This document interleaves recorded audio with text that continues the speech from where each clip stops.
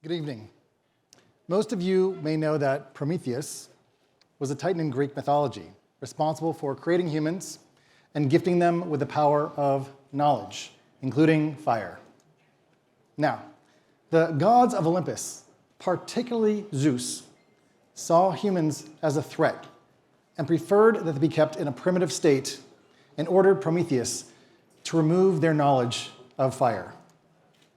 But Prometheus defied Zeus. Humans kept their knowledge of fire. Prometheus was thus harshly punished. In the mid-2000s, Prometheus, eventually having broken free from his punishment, came to the aid of humanity by giving us the ability to connect and to communicate with any other human on the planet through the internet, democratizing power that had been consolidated by gatekeepers who owned and controlled the means of publishing and distribution. This power could be enjoyed by anyone who participated in social media. In recent years, those gatekeepers, just like Zeus before, have come to lament the societal upheaval that Prometheus caused by giving that power to us. But Prometheus wasn't done. Just last week, as has been mentioned, on March 14th, Prometheus delivered to us GPT-4 and kicked off an arms race, or perhaps a minds race, among the largest digital and social media platforms. Humans now have the ability to instantaneously connect and communicate with any other human on the planet, and the ability to communicate with an emergent intelligence that has learned from our books, our articles, our websites, and from hundreds of years of our recorded media. Humans, with a little help from Prometheus, became Zeus's greatest fear and grew too powerful for the gods to control. Indeed, we have now overthrown Zeus by engineering our own techno-gods. But I'm getting ahead of myself. In August of 2007, I wrote up the proposal for what would later become known as the hashtag. I suggested that we could use specially formatted words or phrases to label content on social media to make it easier to find and participate in relevant conversations. At the time, it seemed to me that social media creators needed an easier way to find others who shared their interests, and that any such method needed to fit the paradigm of the new SMS-based service that was growing in popularity amongst my San Francisco friends. And that service, of course, was Twitter. My proposal for the hashtag had to be necessarily pragmatic and clever, taking advantage of a new social network, Twitter, while also remaining compatible with the basic cell phones of the day. The iPhone, after all, had only come out in January of that year. The hashtag also had to be simple and easy to learn mimetically, that is, through imitation. Hashtags had to provide more value to the creator through increased connection, visibility, and virality than it took to remember to add them in the first place. One way that I evaluated my early ideas was to apply the so-called drunk test. And what that entailed was me going out to a bar with a bunch of friends and having some drinks, and then determining whether I could still successfully operate hashtags. As it turned out, I usually got better at hashtags the more I drank, and so it clearly passed the test.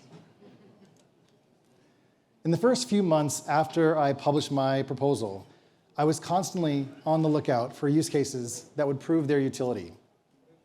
I found that use case in October of 2007, when my friend Nate Ritter was using Twitter to report on wildfires that were raging in his community in Southern California.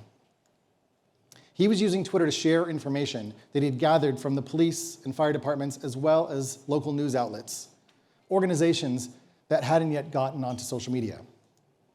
To target his tweets to his community, he prefixed them with San space Diego space fire, as in San Diego fire. But since Twitter didn't yet provide a way to follow phrases, his followers couldn't easily subscribe to get updates or to contribute to his reporting. Thus, I pitched Nate on using hashtags. And once he started using hashtag San Diego Fire, the behavior slowly caught on. His followers started to imitate him as they saw what he was doing, even though they didn't quite understand what he was up to. There was just this implicit notion that if Nate, who was pretty savvy about social media, was trying out something new, that other people should also try as well. Now, if you've ever seen a viral dance on TikTok, you know what I'm talking about. And if you have ever engaged in a viral dance on TikTok, then you definitely know what I'm talking about. And no one's laughing at that, so you guys really need to use TikTok more. Just kidding, don't. Wired magazine ended up writing about Nate's use of hashtags and his foray into citizen journalism, which helped the idea gain visibility and legitimacy.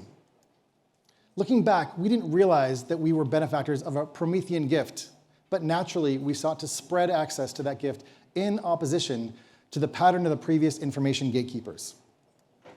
Now, to clarify the analogy, once we saw the benefits of, quote, fire, i.e. social media, within our own social groups, we chose not to just keep it for ourselves.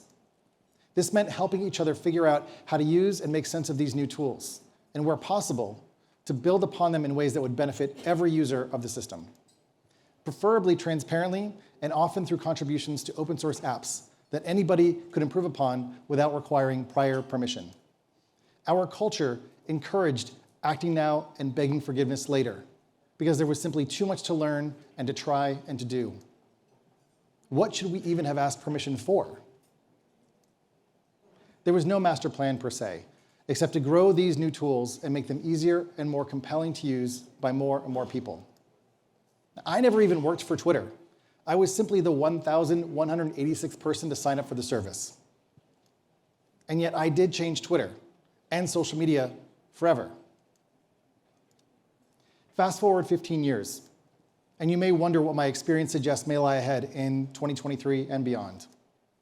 Well, it seems somewhat fitting that just as Prometheus stole fire from the gods and gave it to humanity, it would be one of Zeus's natural wildfires that would fan the flames of social media and help the hashtag catch on as a cultural phenomenon.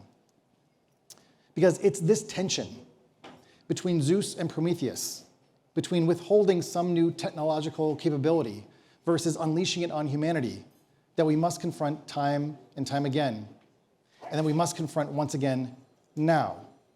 Fire is essential for warmth, for cooking, for industry. But fire also necessitates fireplaces, fire extinguishers, and fire departments. Every technological revolution that empowers, equips, and enables necessitates equally robust mitigation strategies to stem its harms and negative effects. This is the path of progress. It's easy to focus on the negatives and just say, well, if we never adopted the new thing, we'd be much better off.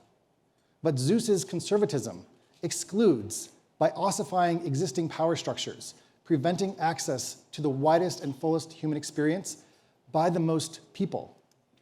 In contrast, Prometheus's profoundly inclusive liberalism didn't provide much time for Zeus and his godlike buddies to prepare, adjust, or adapt to the changes that he wrought. And judging by the decline of multitheism in the modern world, one could argue that Zeus was right for wanting to withhold fire from humanity, but he was still wrong. But then, of course, that's something that I would say as a mere mortal myself. But let's not get too caught up in the mythology, or we will miss my key point. It was not fire that sparked the demise of Zeus, but rather humanity's cleverness and creativity. We invented the Zeus and Promethean mythologies as intellectual bulwarks against natural forces and phenomenon that we could not control nor comprehend. And with the AI, we must do it again. Fortunately, our species is equipped with a tool much greater than fire, and that is the plasticity of language, which grants us the ability to communicate, to connect, and to co-create, to make sense of the real world and the abstract world of ideas. Here's the thing. Our language is infinitely adaptable and moldable by mere mortals, just like me, just like each of you.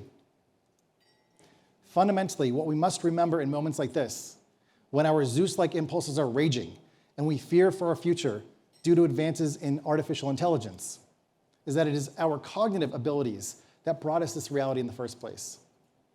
Now, more than any time in the past, we can do better for ourselves because we can communicate across generations and languages more easily than ever thanks to emerging capabilities from the inherent humanness of large human language models.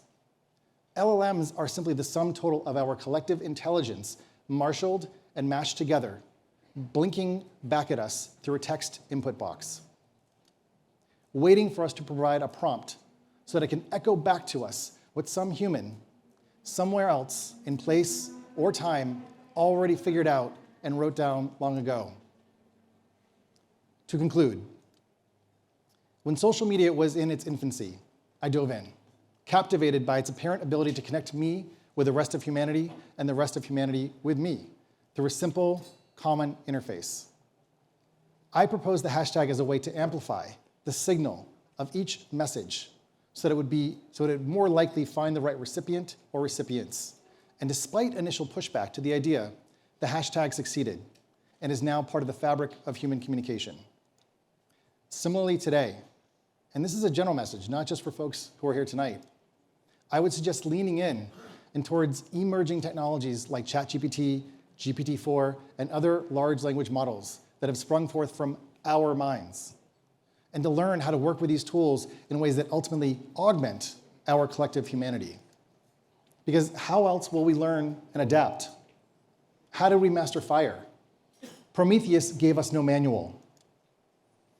As we did, and are continuing to do so with social media, we must learn through trial and error and adaptation and evolution.